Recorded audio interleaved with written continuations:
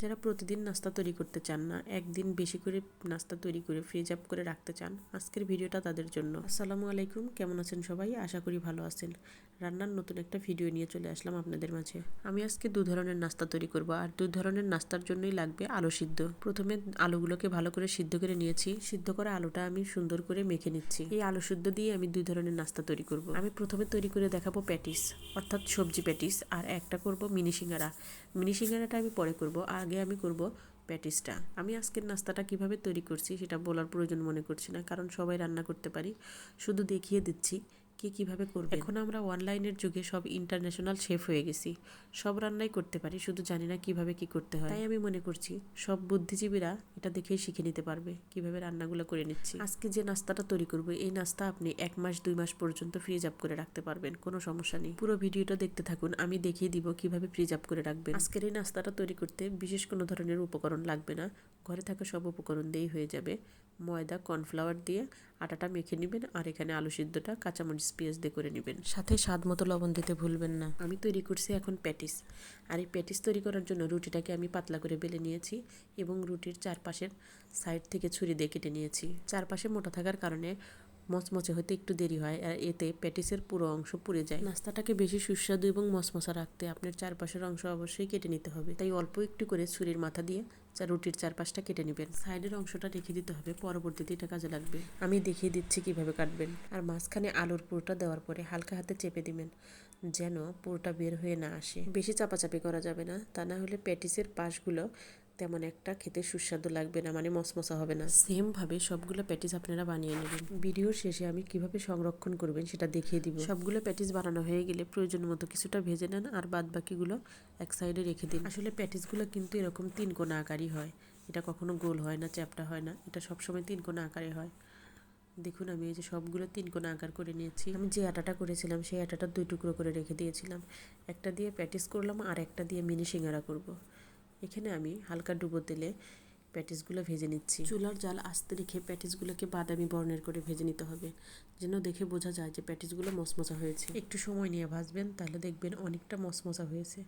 যখন দেখবেন মচমচা হয়ে গেছে, চারপাশটা ফুলে ফুলে উঠছে, তখন নামিয়ে নেবেন। প্যাটিসগুলো ভাজা হয়ে গেলে এর সঙ্গে সস দিয়ে পরিবেশন করবেন, খেতে অসম্ভব মজা। একবার বানিয়ে খেয়ে দেখুন, আর কখনো কিনে খাবেন না।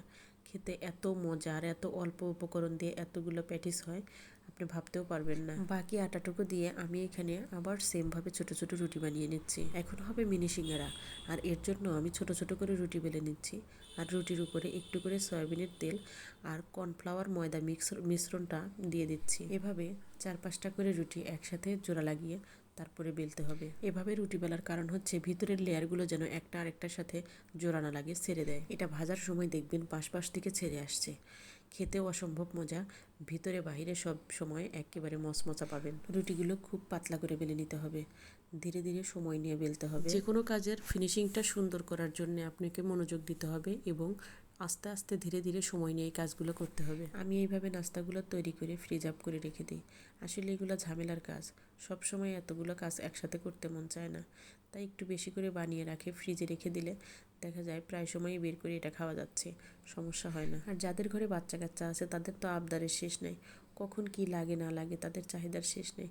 ঘরে এইভাবে নাস্তা রেডি করে রাখবেন, দেখবেন বাচ্চারাও যখন তখন ভেজে দিচ্ছেন, ওরাও খুব খুশি হচ্ছে। এখন তৈরি করছি আমি মিনি সিঙ্গারা। এর এই মিনি সিঙ্গারা তৈরি করার জন্য আমি পাতলা করে রুটি বেলেছি এবং ছুরি দিয়ে রুটিটাকে খুব ছোট ছোট করে কেটেছি। আর দেখুন স্টারের মতো শেপ দিয়ে হালকা হাতে আমি সিঙ্গারার মুখগুলো আটকে নিচ্ছি। দেখতে মনে হচ্ছে আকাশের তারাগুলো আমার বাসায় নেমে এসেছে।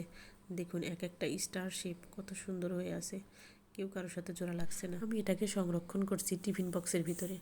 টিফিন বক্স যেন রাখার অল্প জায়গাতে অনেকগুলো রাখা যায়, একটার পাশে আর একটা রাখছি যেন কোনোটার সাথে কোনোটা জোড়া না লাগে। এভাবে 2-3 ঘন্টা রাখার পরে ফ্রিজ থেকে বের করে তারপরে আপনি পলিথিনের মধ্যে রেখে দিবেন একসাথে অনেকগুলা, দেখবেন তারপরে আর জোড়া লাগছে না। এই দেখুন আমি প্রায় 4-5 দিন পরে এটা বের করছি, কিন্তু কোনোটাই কোনোটার সঙ্গে জোড়া লাগছে না। আপনি চাইলে এভাবে বিভিন্ন রকমের শেপ দিয়ে বিভিন্ন রকমের নাস্তা তৈরি করতে পারেন। শেপটা হচ্ছে বড় কথা, শেপ যত রকম দিবেন খাবারের সৌন্দর্যটা ততটা বাড়বে। আজ আমার হঠাৎ বাসায় মেহমান চলে আসছে, আমি তাদেরকে নাস্তা তৈরি করে খাওয়াচ্ছি। মেহমান কিন্তু বাসায় বলে কয়ে আসে না, কিন্তু নাস্তা সবসময় একটা না একটা আমি রেডি রাখি, যখন যে আসে আমি এভাবে কিছু না কিছু বের করে নাস্তাটা তার সামনে পরিবেশন করি। মেহমান নাস্তা দেখে তো খুব খুশি হয়েছে, বারবার বলছি এরকম ভিন্ন রকমের কিছু আমি কখনো খাইনি, এই প্রথম খেলাম, কিন্তু খেয়ে এতটা মজা পেয়েছি ভাষায় প্রকাশ করার মতো না, খুবই মজা। সে শুরুতে বিশ্বাসই করতে চাচ্ছিল না যে এটা ফ্রিজে রাখা এবং ঘরে বানানো। সে আসলে ডিজাইন শেপ দেখে বুঝে নিচ্ছে আসলে এটা কোনো দোকানে পাওয়া যায় না, এটা হয়তো বা ঘরে। ফ্রিজ থেকে বের করে আমি কিছুটা ভেজে নিয়েছি মেহমানের জন্য, আর কিছুটা আমি আবার ফ্রিজে রেখে দিব। এটা 1 মাস 2 মাস আপনি রেখে খেতে পারেন, কোনো সমস্যা নেই। আমরা বাঙালি, আমরা যে পরিমাণ আলসে অন্য কোনো দেশের মানুষ মনে হয় না এতটা আলসে। চেষ্টা করবেন একদিনে বেশি করে নাস্তা তৈরি করবেন ভিন্ন ভিন্ন রকমের, আর ফ্রিজ আপ করে রেখে দিবেন, তাহলে দেখবেন অনেক দিন রিল্যাক্সে থাকতে পারবেন। আরেকটা কথা বলে রাখি, আমি ফ্রিজে রেখেছি টিফিন বক্সে, আপনারা চাইলে যে কোনো বক্সে রাখতে পারেন। যদি আপনাদের ফ্রিজে জায়গার স্বল্পতা থাকে তাহলে আপনারা প্লেটের মধ্যে রাখতে পারেন, কারণ আমরা 2-3 ঘন্টা পরে তো আবার বের করব। পলিথিনে কিংবা বক্সে রেখে দিতে পারেন। অবশ্যই কিন্তু এটা ডিপ ফ্রিজে রাখতে হবে, অর্থাৎ নরমালে রাখা যাবে না, ডিপে রাখতে হবে, তাহলে 20 দিন পর্যন্ত আপনি সংরক্ষণে রাখতে পারবেন। আজকের ভিডিওটা কেমন লেগেছে কমেন্ট করে জানাবেন, আর এরকম মজার মজার নাস্তার রেসিপি পেতে পেজটাকে ফলো দিয়ে রাখবেন। ভিডিওটা ভালো লাগলে লাইক দেবেন। আজকের মতো এই পর্যন্তই। সবাই ভালো থাকেন, সুস্থ থাকেন, আমাদের জন্য দোয়া করবেন। আল্লাহ হাফেজ।